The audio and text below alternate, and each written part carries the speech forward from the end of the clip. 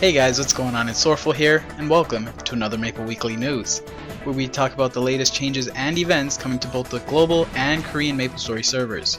Today's big topics include the Reboot Patch touches down on GMS, and with it come many big changes. Alright guys, so in this week's installment of Maple Weekly News, GMS definitely has the spotlight. There's not too much going on in KMS at the moment, nothing that I haven't already covered anyway, but definitely some big stuff in GMS, mainly the Reboot Patch. We've all been waiting for it, and we've all known about it for quite some time now, and it's finally here in GMS. The first Reboot installment will be live in GMS by 4 o'clock p.m. Eastern Standard Time. So by the time this video is up, it'll probably already be out. But anyway, let's just go ahead. I want to quickly just touch on the Reboot Patch notes because the update's going to be live very soon, and I just want to kind of run over a few things. That's what this weekly news update is for. So I'm just going to quickly look over the list of the table of contents so you guys can see all the things that this huge patch entails. So as you can see, they're literally doing skill changes to every single class, well, almost every single class in the game. So it's pretty crazy. A lot of good additional updates. We're going to cover some of those reboot events, holiday events, and other new events. So the first thing I really want to touch on is the reboot world. Okay, so to clarify, because I had some questions on this, it is a whole new world on its own. By world, we mean like Scania. So instead of logging into Scania like you normally would, if you want to play in Reboot World, you have to log into Reboot World. What this also means is your characters are not dragged over there, but you have to create new characters there instead. Okay, so it's a completely different world on its own, and the way it feels is like Reboot World is not only an attempt from Nexon to bring back that old feeling, that old hardcore RPG feeling, as they mention here, that old MapleStory had, but to also kind of deter people from wanting to play private servers. And the reason why I say that is because monsters and rewards. The monsters in Reboot World are stronger, but give more EXP when defeated. That's like private servers, and the monsters in private servers aren't necessarily stronger, but they do give a ton more experience. And that seems like it's going to be a similar case here. They will also drop significantly more mesos. Good thing about it is I covered in previous videos that the Reboot World has no trading or anything like that. We're going to touch on that as well in this video. But all weapons and equipment dropped from monsters are relevant to your character. So if you're playing a warrior class, you will only get warrior equipment. And I assume if you're playing like a demon slayer, you'll only get one-handed axes because that's the weapon that demon slayers use, or one-handed maces. So I guess they couldn't really take out all the items from Reboot World. They couldn't make it super clean. So if you get an item that you can't use in Reboot World, don't worry, it'll be a mystery bag. Instead, who knows what these bags will give? Maybe some mesos, maybe a random equipment relevant to your character's job. Who knows? We're going to have to wait and play it before we could actually find out. So item enhancing has been simplified. Scrolls and bonus potentials have been removed. Now bonus potentials are separate from regular potentials, so I'm assuming that regular potentials will still be in the game. However, it really limits how funded a person could get because it takes away that whole extra 3 lines of bonus potentials. Scrolls are also removed, meaning no prime scrolling your gear. I presume everyone's going to have similar gear because even spell traces will not work. They will drop, but they won't work. So there's no scrolling your items at all, which means no godly weapons or anything like that. So that's going to make a lot of people happy. There's still potentials to at least give players some difference amongst each other, so not everyone's just the same, no matter what, which I like. It's nice. And so right here it says many items have been removed from the cash shop, and some items will instead be available for purchase with mesos. They should have made it more clear. I don't know if this example is for the items that are going to be available for purchase with mesos, or if these are items that are going to be removed from the cash shop. I personally think that these are going to be items available for purchase with mesos. And since cubes are here, it's safe to assume that regular potentials will still be in the Reboot World. So it's going to be really cool to buy a lot of things for mesos, from the cash shop. It's going to be nice to do that. And so right here it says bonus pot cubes and other things like that are not available in the cash shop. So yeah, bonus potentials are gone. Regular potentials are still in. Pretty cool. But yeah, it's definitely gonna be interesting for sure. Now we get into some character details. Um, you could create any class in the reboot world except for Zero for obvious reasons. Zero starts at level 100, which is a little bit OP in the reboot world, and even in the normal Maple world. 6 character slots to start with. However, you can buy more character slots for Mesos in the reboot world from like NPCs. So that's really cool. So you could essentially have, a whole good 36 character, world in the reboot world. So it's going to be nice. Get your link skills going and all that stuff. Why not? But along with that, you can also buy like inventory expansions for each slot, even the storage with Mesos as well. So that's really cool as well. Of course, this one where it says characters cannot be moved into or out of Reboot World using the World Leap event.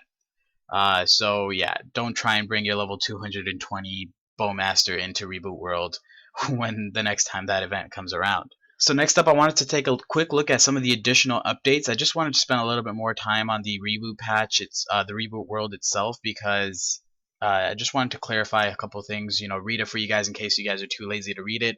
But quickly over the additional updates, we have the new battle analysis system, which is going to be a great tool to calculate the DPS or DPM of each class. So that's pretty cool, and it's also going to tell you a bunch of other stats. You guys can see them here. The link to this post will be in the description. Like always. Hyper stat system. Oh, and also I'm going to be making a video or two on the battle analysis system, so that's why I'm not going to touch on it too much, because I have a video coming out once this goes live, so don't worry about that. If you guys are interested in that, stay tuned for that video. I'll link it to this video once that video goes live. Hopefully that made sense to you guys. Hyper stat system. The current hyper points that we have now are going to be removed, and this hyperstat system will replace it, and this hyperstat system is much better. This is going to make things so much more easier for people to do more damage, and it's beneficial to everyone, so it's really, really cool. This is a nice system. It's not 5th job because it's no new skills, but it's some pretty cool passives until they get 5th job, hopefully coming around the corner. I'll also be making a video on the hyperstat system for my main character in my main server or main world. So if you guys want to see that, I'll go ahead and be doing a video on that as well. Transfer hammers. Really interesting feature that they're bringing in. It's going to be helpful for a lot of people's situations, I can imagine, especially people that are like coming back from a long hiatus who have, say, Empress equipment, because before Empress equips were the shit.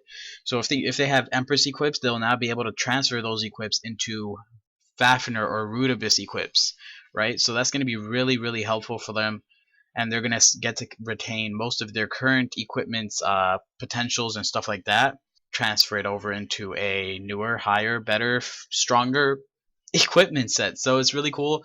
Don't worry, guys, I'm going to have a video on this as well, because that's what I do here on Sorrowful Memory channel. I try and update you guys and have those videos for you guys. So I'll be making a video on the transfer hammers as well. Owl of Minerva. This is something when I was part of the Maple Leaf Council that we talked about quite a bit. So now Owl of Minerva can now search for cache items. So it's really helpful, right? So now you have an in-game way to search for any item that you want. So it's pretty cool. And yeah, good to see that feature finally added. New Star Force hunting grounds. They mentioned Temple of Time and Gate to the Future. I'm wondering if Stronghold will have Star Force hunting grounds, because if that's the case, that's going to be extremely helpful for people training to level 250. We're finally going to have something that replaces Stronghold, although it's still Stronghold. Maybe it'll be what's it called? Hall of Honor. So maybe HOH will be a Star Force map. Who knows, right? We're going to have to wait and see. I'm hoping at least one of them are, so that, I could get back to training on my Wind Archer, and it'll be a little bit easier. Another cool thing to quickly touch on, theme dungeon rewards. So as I just mentioned in my previous video, reasons why I missed the old MapleStory, I was saying how quests don't give useful items anymore. Well, now, coincidentally enough, all those newbie low-level quest lines, right, like Mushroom Castle, Regina Strait, Gold Beach Resort, you guys can see them here, they all now give a decent amount of mesos with spell traces. I think that's beautiful, because spell traces are so important, and you could scroll things so decently with spell traces, so it's really good. You could even, during spell trace fever time, give your weapon a ton of attack. right? And it's going to be like a 95% chance to pass each spell trace, so it's really good. So I really like how they're doing this, and you get more as you go on and go on, and it's really nice. You know, in total you begin at something like 15 mil. I didn't actually calculate, but I'm just assuming. So that's pretty good. You know, by level what is it? By level like 60 or 70, you'll have like, you know, 15 mil just from quests alone. That's excluding all your other sources of income. So that's really good. I think this is really neat for new players, especially. You know, hook them up with a few things. They also give you a pretty decent item for your level. Could be better, obviously, but hey, it's something, right? Anything is good at earlier levels. Next, I just wanted to quickly go over the other new events. A lot of people love the Zero class, but they just miss when he's around for available for creation. Well, I'm here to tell you that they're back and ready for you to make them. So Zero character creation will be available till the end of December. Please, guys, do not miss out, because I get so many people always asking me, when will they be available again? Well, they're available right now. So make sure you go ahead and create yourself a Zero, and that way you have zero chance of missing out on them. That's so lame, I apologize. To go along with that, we have the Kinesis Reservation event. So Kinesis, I assume, won't be coming out until like January 13 or January 12. So you want to create a Kinesis character, and yeah, you'll get a Kinesis box if you create the character within this time. A little bit confusing. I'm not entirely sure how this is going to work, but I'm pretty sure if you create your Kinesis within this time, when you finally get to log on your Kinesis, you'll get a box, and it'll be all helpful and stuff. So that's pretty interesting. So make sure you guys have a slot available for your Kinesis. I don't think they increased the slot count to 40 yet, which is pretty weird because I only have 36 slots, which is the max, and I'm already maxed out on characters, so I don't want to have to delete one of my characters to reserve a spot for Kinesis, although I'll probably do it anyway if I have to. So yeah, don't forget to do that as well. Last thing I want to quickly touch on, guys, is some reboot events, as well as just the events in general. There's a couple good events going on. A lot of them give you Maple reward points, so if you guys are into that free NX system, then go ahead and, you know, look into these quests further. I'm just going to quickly touch on a few of them, like the reboot attendance check. You're going to have to log into Reboot World every day and kill monsters around your levels to get these rewards. So a lot of these rewards apply to both Reboot World and your main world, so that's pretty neat. Although, because it's the Reboot World, I'm not entirely sure how they're going to know which server or which world is your main world. So I think it'll apply to all your characters in all your worlds that you have characters in, but you could only accept it on one character. So that's probably how that's going to work. Just make sure you do it. If you want the absolute best rewards, do it for 28 days in a row. So yeah, don't miss out on that event. There's also a Reboot coin shop. I'll make a quick video showing off the shop.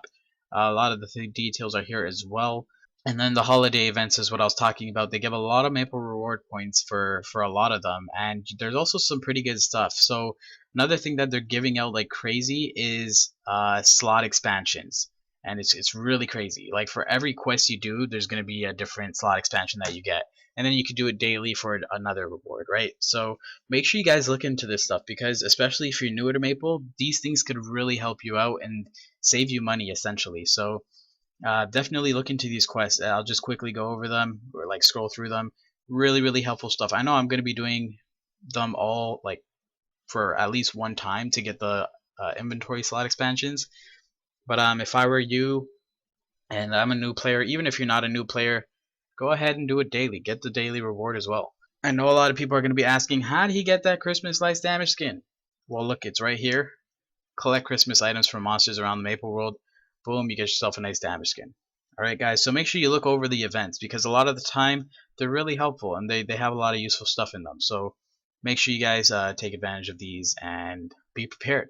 Thank you all for watching, and as always guys, this has been a Sorrowful production. I hope to see you next patch day for the latest and greatest in MapleStory news.